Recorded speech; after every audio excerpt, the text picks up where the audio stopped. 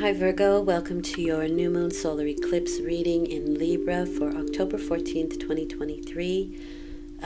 New moons bring about new cycles, but the solar eclipse, eclipses are tough. They can last up to 6 months to a year, so you may want to keep this reading in mind or refer back to it if you find any similarities or things that are happening in the reading for you. Unless you can remember, unless you have a really great memory, which you possibly can if you're Virgo. Okay, so the direction this reading is going in is a consciousness of lack. It's number 5. I would equate this to the 5 of Pentacles, because the 5 of Pentacles is just this. And the 5 is always a challenge. It's instability and it's change. So hopefully we're changing the energy of a consciousness of lack here. So these may be things that are going on around you, with you, or you're dealing with other people in this situation with a consciousness of lack. So that's kind of the direction the reading is going in, but your focus for the next 2 weeks will be the Moon card. That is intuition, secrets, dreams, or dream world, instinct, hidden cycles. That's what this card is saying. The Moon for me is very much the subconscious. It can be the deep subconscious fears that come up around the moon cycles, the big shift in the moon cycles, so that we can look at them, right? Which would be a consciousness of lack in this case, and we can dispel those fears.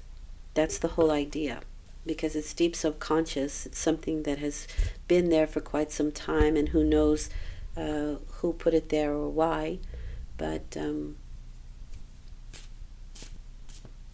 there it is, and it comes up around this time, so you can look at it and release it. All right. You can be also very intuitive and psychic around this time when the Moon card appears. Okay, so you are dealing with some responsibilities and some heavy burdens. These may be yours. They may belong to other people, but you're carrying them. You're moving towards a finish line here, but sometimes this is like you can see the end in sight, but that's the hardest part, right? That's the most difficult part. It is taking your responsibility for what has happened in a situation and dealing with it. You have the Magician card with that, so that's nice. 10 is the end of a cycle while beginning something new, and the Magician is the number 1. So that is the beginning of something new, and that's really nice. With this card, you can be mastering a skill. You can manipulate situations. It's the manifestation card. It is focus, and so you may be very highly focused on finishing up this particular responsibility that you're dealing with.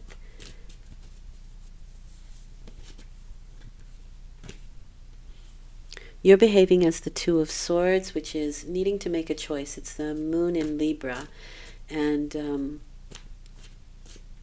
Libra has the ability to see both sides of a situation or hold 2 opposing thoughts simultaneously, and that can make it quite difficult to make a decision. So I understand that, I get that. But it can be that we are negating our heart in making this decision. Right? We're just using pure logic, and sometimes if we can't make a decision through pure logic, maybe we need to include how we feel. The Strength card. Okay, there's some healing involved here, but this is also taming the beast within, okay, which is your ego. So it's finding courage and balancing the internal beast within, whether that's, I guess in this case it would be the inability to make a decision, or the inability to find peace of mind through the decisions that we've made, because we are like continuing on with this responsibility that we've chosen or we've taken up. Okay. The outcome is the Three of Swords, so this is renewing and rebuilding. The cut has already been done with the Two of Swords, right? That's the cut we made. We cut something off. And now the Three of Swords is dealing with that cut. It's feeling separate or feeling apart, a separateness, right, with the Three of Swords. But it's also rebuilding and renewing and reinvigorating the situation. There can be some inclement weather for some, or just the feeling of being separate and feeling lonely. Even if we are with other people, we can just feel separate when this card appears. The Nine of Wands is kind of letting you know that you can be a bit on the defensive. This is taking all of our experiences, right? The Ten of Wands is the 9 and the 10. So it's taking our experiences that we've had and kind of standing behind them, right? It's biding your time. These are the things that I've been through. This is the walking wounded card, they call it. And so this is somebody who's been through the ringer. They know what they're talking about. They have the pains and the aches and the sadness to prove it. So sometimes we can be a bit on the defensive when this happens.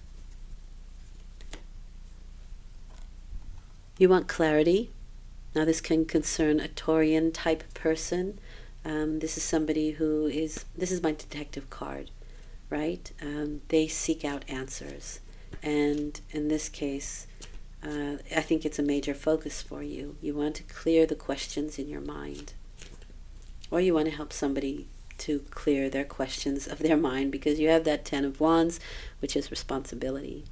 Right? Maybe you feel responsible for this Page of Swords and helping them out and helping them to refocus their energy or to start something new or begin on a new foot, something like that. And so you can be helping them to do some research. That's possible here, or you yourself may be doing some research. This is the Father card, the Emperor, somebody who's in authority, somebody who is creating good, strong foundations. But the Emperor can rule with an iron fist, or they can make laws for the good of everyone involved.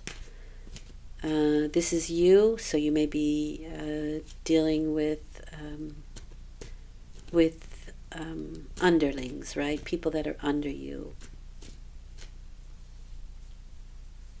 Especially if you have a business of your own, or you're in an authoritative position, or you're a father or a parent. The Sun card. Well, that's nice. There's healing. That's what I mean by renewing, rebuilding, reinvigorating with that Three of Swords. It's a rebirth card. Probably towards the end of the 2-week period, you're going to feel a lot better. If you had any health issues, maybe back problems or emotional issues, or even heart situation, right? You could be feeling a lot better. This is definitely a good healing card. It's being social. And still, though, with that Nine of Wands, you still have the experiences, you know, you're still wise to the situation, but you can just feel better about things with the Sun card. Something can be illuminated. Maybe the time has come because that Nine of Wands is biding your time, and the time has now come. The time is here, the Sun, right? Act now. It's a very social card. It's being in the spotlight. It's a lovely card. It's a wonderful card to end this reading with. My battery is running low, so I'm sorry. I am kind of hurrying through this, but I think the messages are quite direct, and I don't think there's a lot to play with here anyway. What does Spirit want you to know? You have the Ace of Pentacles. So this is an opportunity. It can also be a warning. It's fertility, scarcity, prosperity, or lost opportunity. For me, it is a seed that you can plant now that becomes a big money tree later. It's definitely something of the earth, so it can be physical, so your health or work, but it can also be things of the earth like homes or gardens, that kind of thing. It needs time to grow, right? If you plant a seed now, it doesn't grow immediately. It needs that time. And we are looking at time with the solar eclipse. If we are looking at a time, maybe a year because of the sun card, right? That's the summertime. It can be something like that. It doesn't have to be.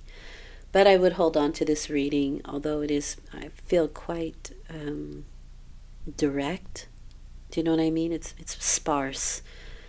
But I like to keep things general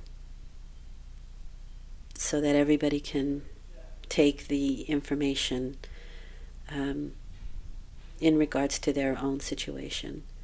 But still, all's well that ends well. Okay?